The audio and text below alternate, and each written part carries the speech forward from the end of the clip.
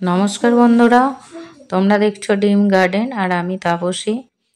আর তোমাদেরকে বলবো চন্দ্রমল্লিকা বিষয়ে। তোমাদের চন্দ্রমল্লিকা কি এরকম কুঁড়ি চলে এসেছে গাছে বা ফুল ফুটতে শুরু করেছে?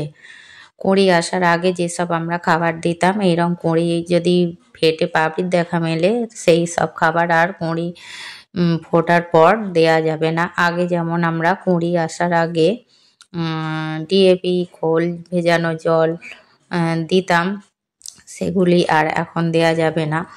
আর যতদিন না কুঁড়ি এরকম ফাটে ততদিন তো ফাঙ্গিসাইড বা কীটনাশক স্প্রে করতেই হবে, না হলে পোকার আক্রমণ হবে। এই রকম যদি কুঁড়ি ফেটে পাপড়ির দেখা দেয়, তখন কীটনাশক আর স্প্রে করা যাবে না।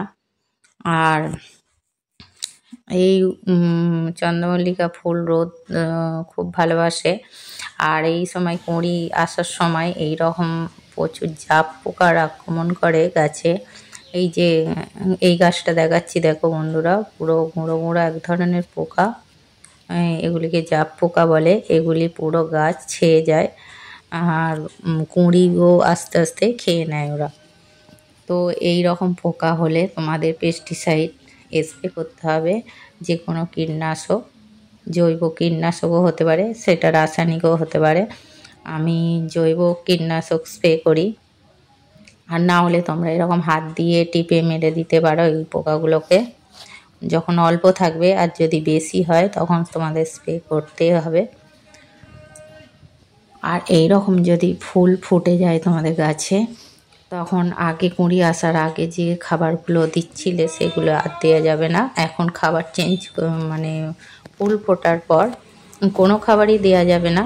চেঞ্জ কেন, মানে এখন ফুল ফুটে গেলে সম্পূর্ণ, তখন শুধু জল দিতে হবে। যখন জল কম পড়বে, জলের চাহিদা হবে, তখন দিতে হবে। আর এরম জাপ পোকার আক্রমণ হলে বা কোনো পোকামাকড় হলে এরম কাকা পেস্টিসাইড, এটা সম্পূর্ণ জৈব। এগুলি হচ্ছে 1 লিটার জলে 2 ml গুলে গোটা গাছে স্প্রে করতে হবে বিকালের দিকে। আর এই রকম গাছে যদি কুঁড়ি, ধরো হাফ ফুল ফুটে গেছে বা হাফ কুঁড়ি ফোটেনি, তখন এই খাবারগুলো দিতে হবে। এই 1 চামচ লাল পটাশ আর 1 চামচ হচ্ছে এপসম সল্ট 1 লিটার জলে গুলে গাছের গোড়ায় দিয়ে দিতে হবে। ভালো করে গুলে নিতে হবে। এটাকে আমি মিক্স করে নিচ্ছি, এই লাল পটাশ আর এপসম সল্ট। দেখো বন্ধুরা, এগুলো মিক্স করে নিয়ে জলেতে গুলে নিতে হবে। এটা তোমরা টপ পিছু 8-10 ইঞ্চি টপ পিছু 200-250 ml করে গাছের গোড়ায় দিয়ে দিতে পারো, সপ্তাহে একবার করে। তাহলে কি হবে, যেগুলি গাছে কুঁড়ির দেখা দিয়েছে ওই কুঁড়িগুলি ভালোভাবে ফুটবে ও ফুলের আকারও বড় হবে। আর পটাশ এতে ফুলের কালারও সুন্দর হয়। এইগুলি আমি দিয়ে দেবো। এই যে এই কুঁড়িগুলি যেগুলি ফোটেনি বা ফুটু ফুটু হচ্ছে, সেই গাছেতে আমি এই পটাশ আর এপসম সল্ট সপ্তাহে সপ্তাহে 1 দিন করে দিয়ে দিতে হবে।